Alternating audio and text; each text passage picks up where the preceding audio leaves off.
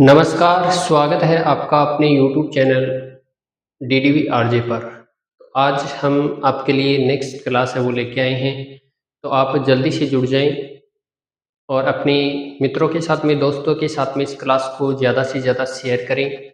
Channel को अगर subscribe नहीं किया तो चैनल को सब्सक्राइब ज़रूर करें, बेल आइकन को दबाएं ताकि आगे आने वाला वीडियो आप तक पहुँच सके। फिर से मैं बार बार हर क्लास में आपको ये बात है वो बताता हूँ कि आप क्लास को शुरू से लेकर अंत तक ज़रूर देखा करो, क्योंकि हम जैसे कि अभी जो क्लास स्टार्ट करेंगे हम, और उस क्लास के अंदर आपको जो पढ़ाया जाएगा, जो बताया जाएगा, वो पिछली क्लास से हम क्या करेंगे, रिलेट करेंगे।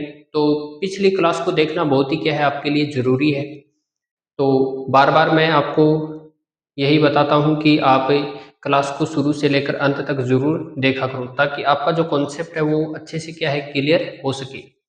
बाकी की अगर हम बात करेंगे तो जो हम ज्योग्राफी पढ़ रहे हैं राजस्थान के नए ज़िलों के अकॉर्डिंग, तो उसके अंदर अगर हम बात करेंगे तो ये जो ज्योग्राफी है वो आने वाली जो अनेक प्रतियोगी परीक्षाएं हैं उनके अंदर क्या है पूछी जाएगी।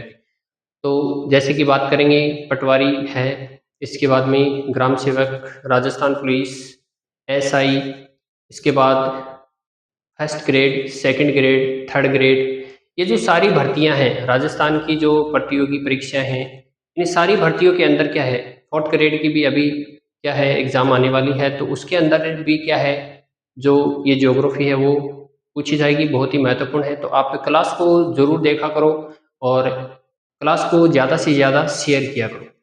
तो लास्ट क्लास के अंदर हमने पढ़ा था पूर्वी मैदानी प्रदेश का भाग, और जो पूर्वी मैदानी प्रदेश है उसके भाग के अंदर हमने कुछ महत्वपूर्ण बातें जानी थी। तो उसके अंदर जैसे कि मैं यहाँ पर डायग्राम के माध्यम से आपको बताना चाहूँगा, ये राजस्थान का मैप है इस प्रकार से, और राजस्थान के नक्शे के अंदर हमने देखा था ये भाग है, ये भाग शुष्क जो मरुस्थलीय प्रदेश है वो है। इसके बाद में ये जो भाग है ये कौन सा है, अर्ध शुष्क मरुस्थलीय प्रदेश है। इसके बाद में आगे का जो भाग आएगा ये जो अरावली पर्वतीय प्रदेश का। इसके बाद में ये जो भाग है, ये जो भाग है ये है हमारा दक्षिणी, नीचे वाला दक्षिणी पूर्वी पठारी प्रदेश, और ऊपर वाला है पूर्वी मैदान। तो पूर्वी मैदान के अंदर हमने अलग अलग भाग किए थे, जैसे कि मैंने ये बताया था ये भाग कौन सा था, बनास बाणगंगा बेसिन। इसके बाद में इस भाग की हमने बात की थी इस प्रकार से, ये जो भाग है वो है चंबल बेसिन का, और नीचे का जो भाग है वो है हमारा मध्य माही बेसिन। ठीक है, मैं नाम लिख देता हूँ एक बार यहाँ। तो ये है हमारा बनास बाणगंगा बेसिन, बनास बाणगंगा बेसिन। इसके बाद नीचे वाला ये जो भाग है वो है हमारा चंबल बेसिन। कौन सा है, चंबल बेसिन। और इसके बाद इस भाग की बात करेंगे तो ये है हमारा मध्य माही बेसिन, मध्य माही बेसिन। अब हमने जो बनास बेसिन है, ठीक है, तो यहां पर मैं लिख देता हूं पूर्वी जो मैदानी प्रदेश है, पूर्वी मैदान या मैदानी जो प्रदेश है, इसके हमने उपभाग किए थे। अब उपभाग कितने किए थे उसके ऊपर हमने लास्ट क्लास के अंदर चर्चा कर ली है, थोड़ा सा रिवीजन है वो कर लेते हैं हम। तो उपभाग किए थे हमने 3। कितने उपभाग किए थे, 3।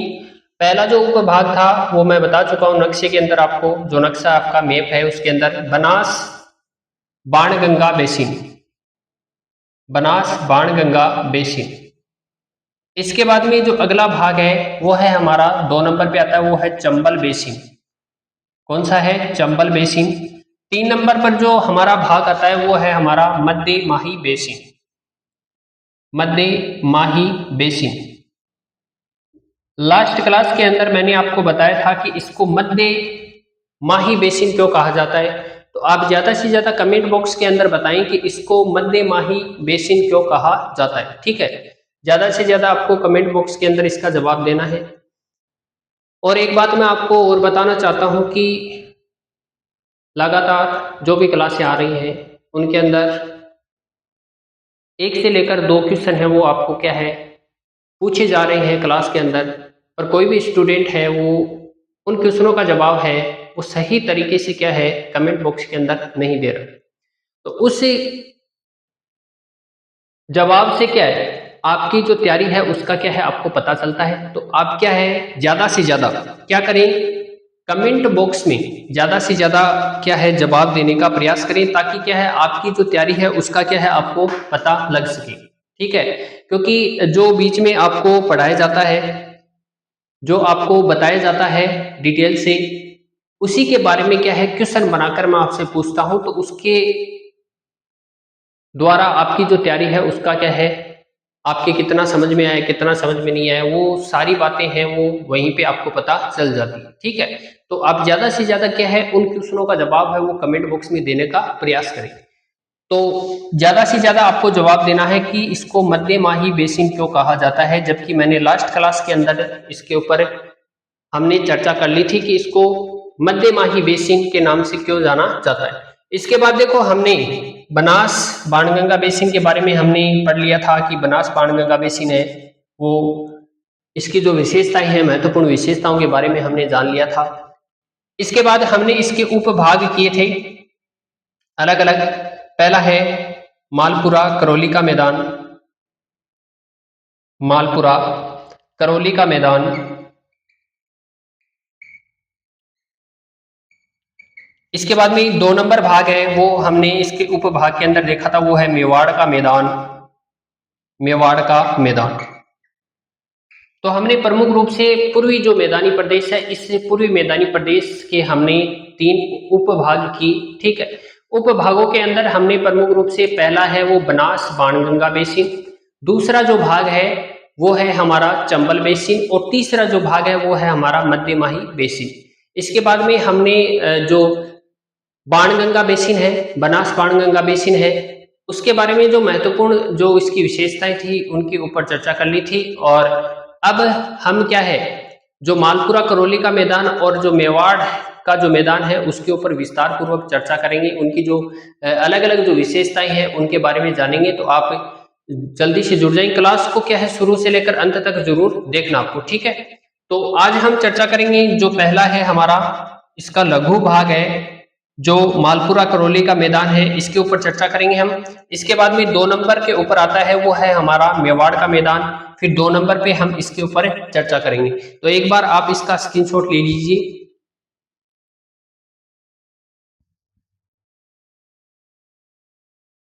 स्क्रीनशॉट ले लिया होगा, अब आगे चलते हैं। देखो इसकी जो प्रमुख विशेषताएं हैं, तो हम किसके बारे में बात करें तो मालपुरा करौली का मैदान, मालपुरा करौली का मैदान।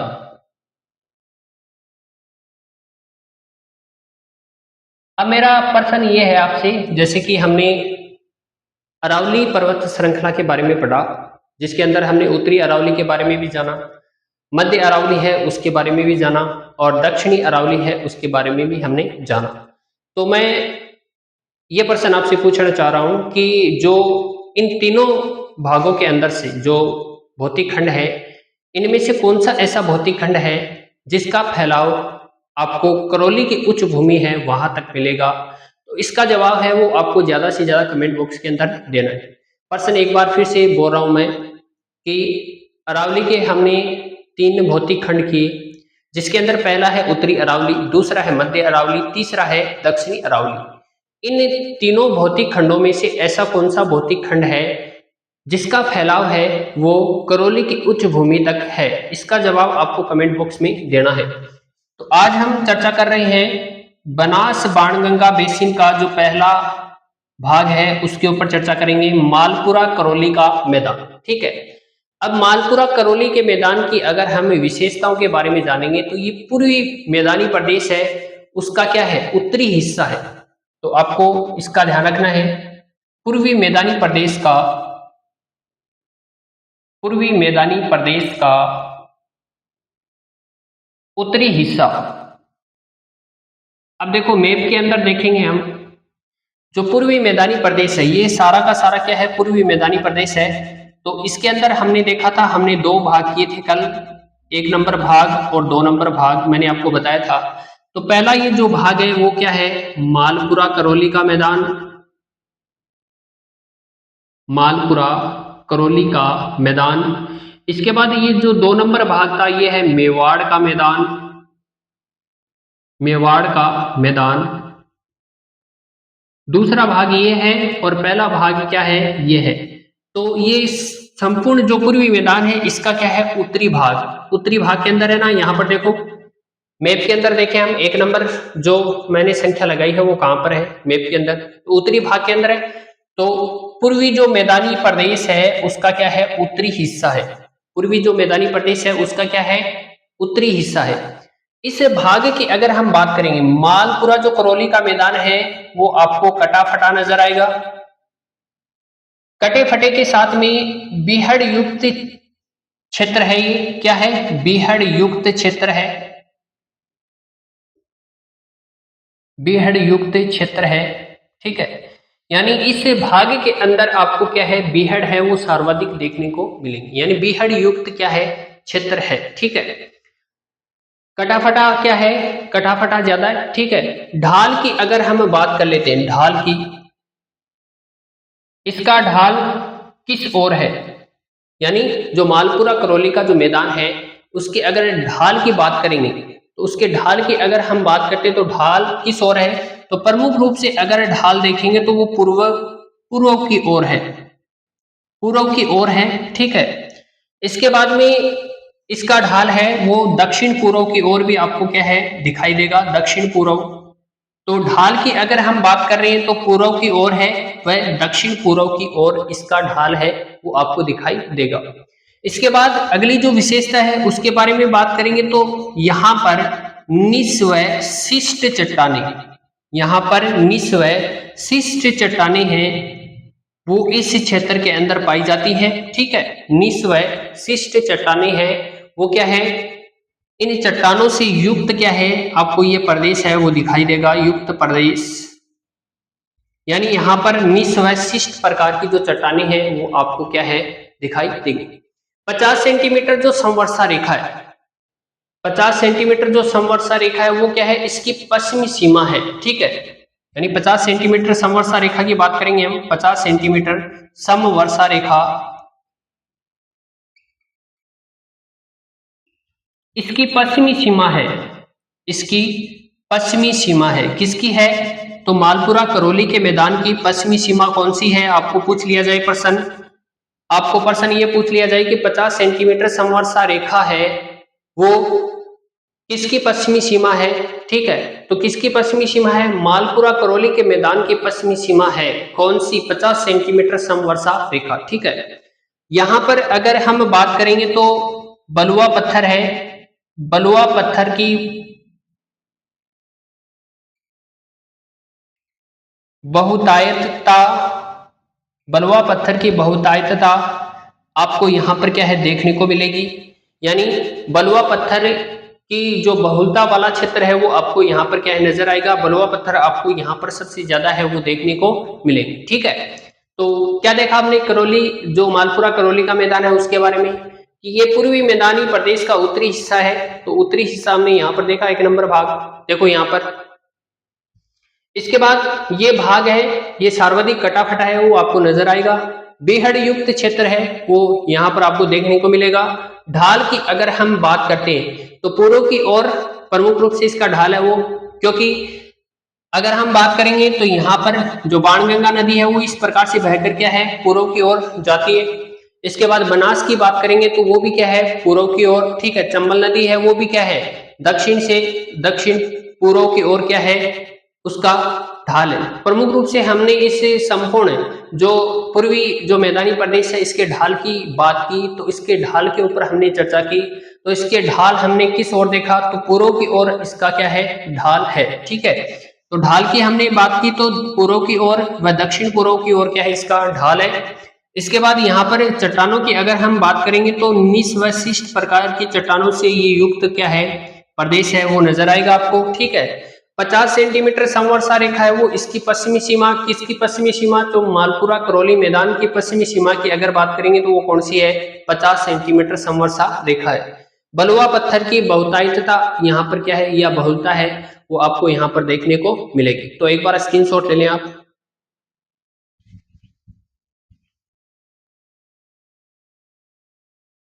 इसके बाद आगे चलते हैं, स्क्रीनशॉट ले लिया होगा आपने। तो 2 नंबर की अगर हम बात करते हैं तो 2 नंबर पर हमारे पास में आता है यहाँ पर मेवाड़ का मैदान। मेवाड़ का मैदान, तो हमने अभी जो मालपुरा करौली का जो मैदान है उसके बारे में जाना।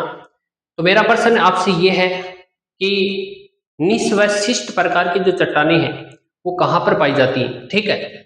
तो बहुत ही आसान क्वेश्चन पूछा है मैंने, ठीक है। तो ज्यादा से ज्यादा जवाब देना आपको, ठीक है। मेवाड़ के मैदान की बात करेंगे तो बनास बाणगंगा,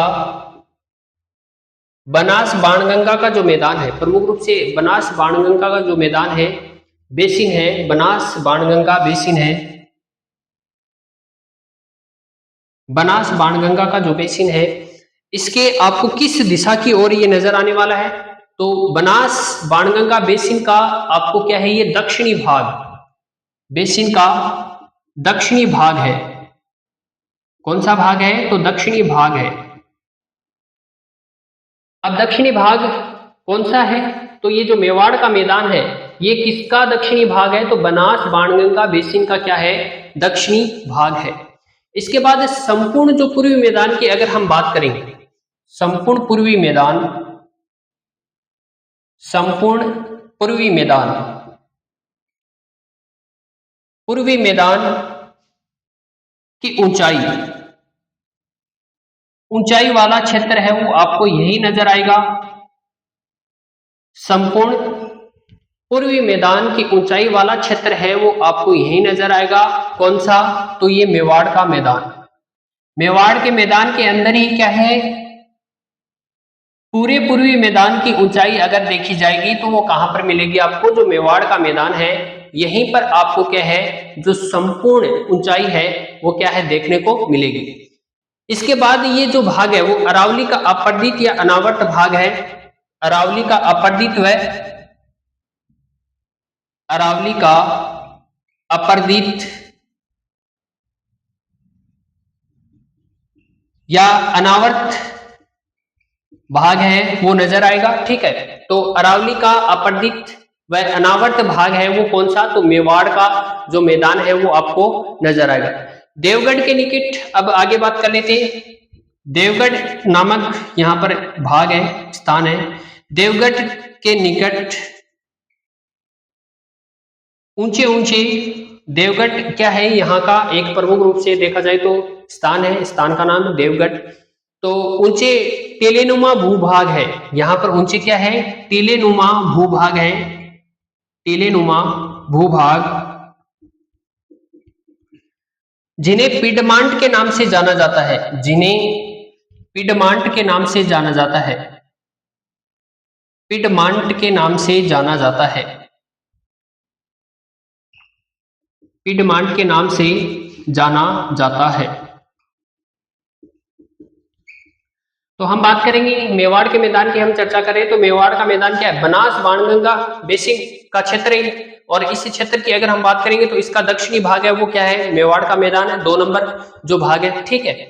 इसके अंदर हमने इसकी विशेषता क्या पढ़ी कि जो मेवाड़ का मैदान है वो बनास बाणगंगा बेसिन का क्या है, दक्षिणी भाग है, जो यहाँ पर आपको क्या है, नजर आ रहा है, दिखाई दे रहा है। इसके बाद संपूर्ण पूर्वी मैदान की ऊंचाई वाला क्षेत्र है वो आपको इस मेवाड़ के मैदान के अंदर ही क्या है, नजर आएगी, ठीक है। अरावली का क्या है, अपर्दित व अनावर्त भाग है।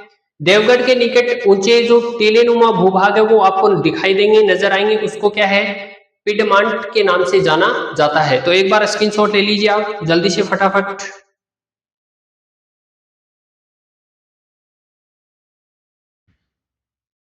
तो आपको क्लास कैसी लगी ये जरूर बताना है कमेंट बॉक्स में, और इसके बाद हम नेक्स्ट क्लास के अंदर आगे चर्चा करेंगे, ठीक है।